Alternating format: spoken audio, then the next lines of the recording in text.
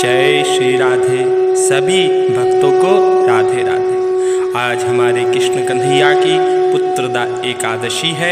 आप सभी को पुत्रदा एकादशी की बहुत बहुत शुभकामनाएं। कथा का श्रवण करते हैं, उससे पहले भगवान का स्मरण। ओम नमो भगवते वासुदेवा, हे नाथ नारायण वासुदेवा।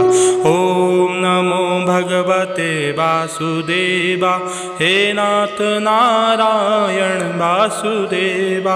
ओम नमो भगवते वासुदेवा, हे नाथ नारायण वासुदेवा। पुत्रदा एकादशी। श्रवण मास के शुक्ल पक्ष की एकादशी को पुत्रदा एकादशी कहा जाता है। इस दिन भगवान जगन्नाथ की पूजन की जाती है। भगवान कृष्ण के बाल रूप की अत्यंत मनोभाव से सेवा की जाती है। श्रद्धा पूर्वक पूजन करें।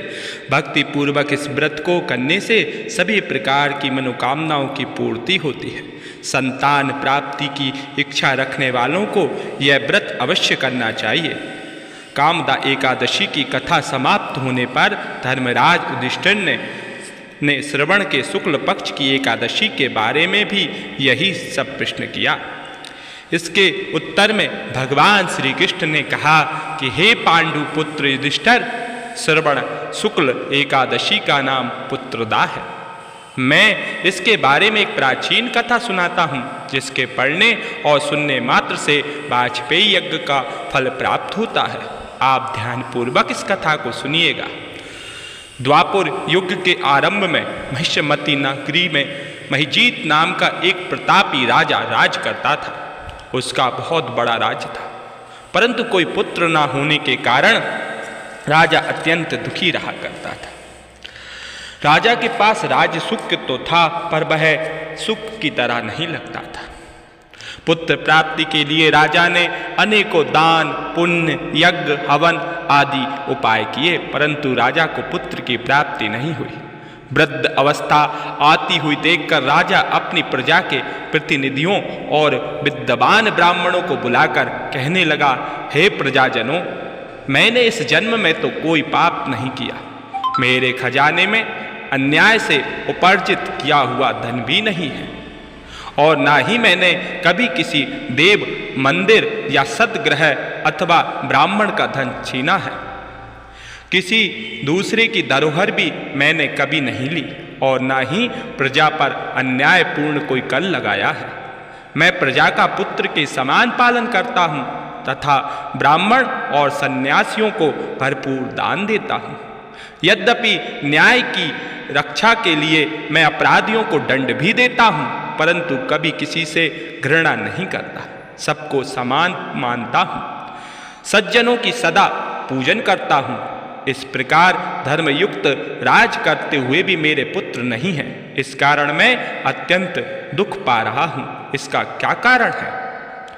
राजा महिजीत के इस समस्या के निवारण हेतु प्रजा के प्रतिनिधि तथा मंत्रीगण अत्यंत दुखी हुए और सोचा कि राजा के हित में कुछ अच्छा कार्य हो। ऐसा मन में विचार कर वह सभी बड़े से बड़े ऋषि की और मुनियों के दर्शन के लिए तीर्थ यात्रा पर निकल जाते हैं। वह किसी श्रेष्ठ विद्वान महर्षि की तलाश में जंगलों में भटकते हुए एक आश्रम में उन्होंने एक अत्यंत वयोवृद्ध धर्म के ज्ञाता बड़े प्रतापी परमात्मा में मन लगाए हुए निरहार जितेंद्रिय चित्र क्रोध समान धर्मों के गूढ़ तत्व को जानने वाले समस्त शास्त्रों के ज्ञाता महात्मा लोमस मुनि को देखा। एक कल्प के व्यतीत होने पर एक रोम गिरता था लोमस ऋषि का। इतनी अधिक थी आपकी आयु। सबने जाकर लोमस ऋषि को प्रणाम किया और उनके सामने बैठ गए। उन्हें देखकर ऋषि ने पूछा कि आप लोग किस कारण से आए हैं? आप मुझे अपनी समस्या बताइए, निस्संदेह मैं आप लोगों का हित करूंगा। लोमस ऋषि के ऐसे वचन सुनकर सब लोग बोले, हे महर्षि, यद्यपि आप हमारी बात जानते हैं और हमारी बात जानने में ब्रह्मा के समान समर्थ हैं, मगर फिर भी हम अपनी व्यथा कहते हैं। महिषामतीपुरी का धर्मात्मा राजा महिजीत प्रजा का पुत्र के समान पालन करता है, परंतु फिर भी वह पुत्रहीन है। हम लोग उसकी प्रजा हैं। अपने राजा के दुख से हम लोग भी दुखी हैं। हमको पूर्ण विश्वास है कि आपके दर्शन से हमारा यह संकट अवश्य दूर हो जाएगा, क्योंकि महान पुरुषों के दर्शन मात्र से अनेकों कष्ट दूर हो जाते हैं। इसीलिए कहते हैं कि कोई महान पुरुष आया है तो उसके दर्शन करने जरूर जाना चाहिए। महात्माओं के दर्शन करने चाहिए, सिद्ध पुरुषों के दर्शन करने के लिए आपको निकलना चाहिए, यात्राएं करनी चाहिए और दर्शन करने चाहिए, अपने जीवन को सफल बनाना चाहिए। आप कृपा करके राजा को पुत्र होने का उपाय बताएं। यह वार्तालाप सुनकर ऋषि लोमस ने थोड़ी देर के लिए अपने नेत्र बंद किए और राजा के पिछले जन्म का वृतांत ज्ञात कर लिया। लोमस ऋषि ने स्नेह सक्त वाणी में कहा, हे महानुभावों, आपका राजा पूर्व जन्म में एक निर्धन वैश्य था। निर्धन होने के कारण इसने अनेकों बुरे कर्म किए। भाई एक गांव में से दूसरे गांव व्यापार करने के लिए जाया करता था। एक समय ज्येष्ठ मास के शुक्ल पक्ष की द्वादशी के दिन मध्याह्न काल के समय, जब कि वह 2 दिन से भूखा और प्यासा था, एक जलाशय पर जल पीने गया। उस स्थान पर एक तत्काल ब्याई गौ जल पी रही थी। राजा ने उस प्यासी गौ को जल पीने से हटा दिया और स्वयं जल पीने लगा। इसी पाप के कारण राजा को निरपुत्र होने का यह दुख सहन करना पड़ा है। परंतु एकादशी के दिन भूखा रहने के कारण वह राजा जैसे परम पद को प्राप्त हुआ और प्यासी गौ को जल पीने से हटाने के कारण पुत्रहीनता का दुख भोग रहा है। सब लोगों ने कहा कि हे मुनिश्रेष्ठ, राजा के इस पाप के निवारण का कोई उपाय तो होगा, अथा राजा का यह पाप नष्ट हो, आप ऐसा कोई उपाय बताने की कृपा करें। लोमश मुनि ने उत्तर दिया, श्रवण मास की शुक्ल पक्ष की एकादशी को पवित्र एकादशी का व्रत और रात्रि जागरण करे तो पूर्व जन्म का यह सब पाप नष्ट होकर राजा को अवश्य ही पुत्र की प्राप्ति होगी।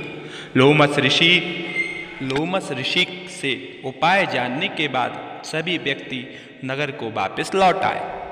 जब श्रवण शुक्ल एकादशी आई तो सबने मिलकर ऋषि की आज्ञा अनुसार राजा सहित पुत्रदा एकादशी का व्रत और जागरण किया।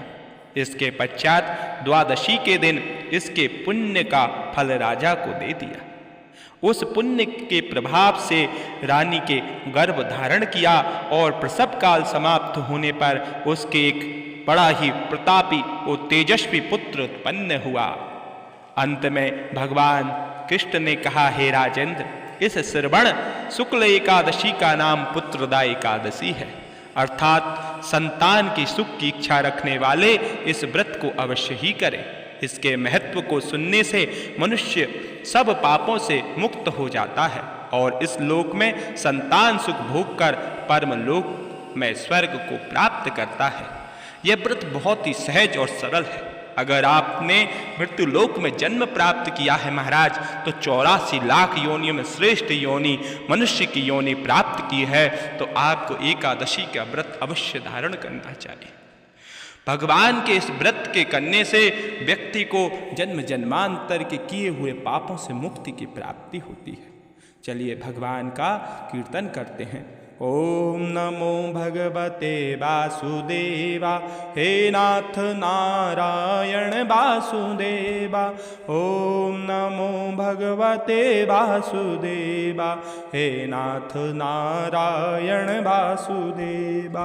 ओम नमो भगवते वासुदेवा, हे नाथ नारायण वासुदेवा। आज की एकादशी का एक सरल और उत्तम उपाय भी बताते हैं।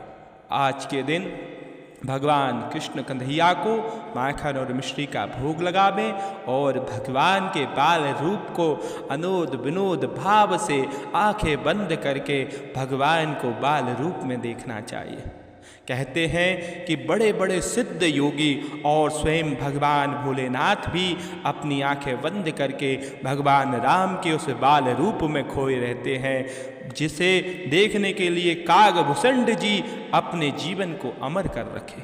महाराज, उस बाल रूप के अद्भुत योग के दर्शन करने चाहिए और अपने आप को धन्य करना चाहिए।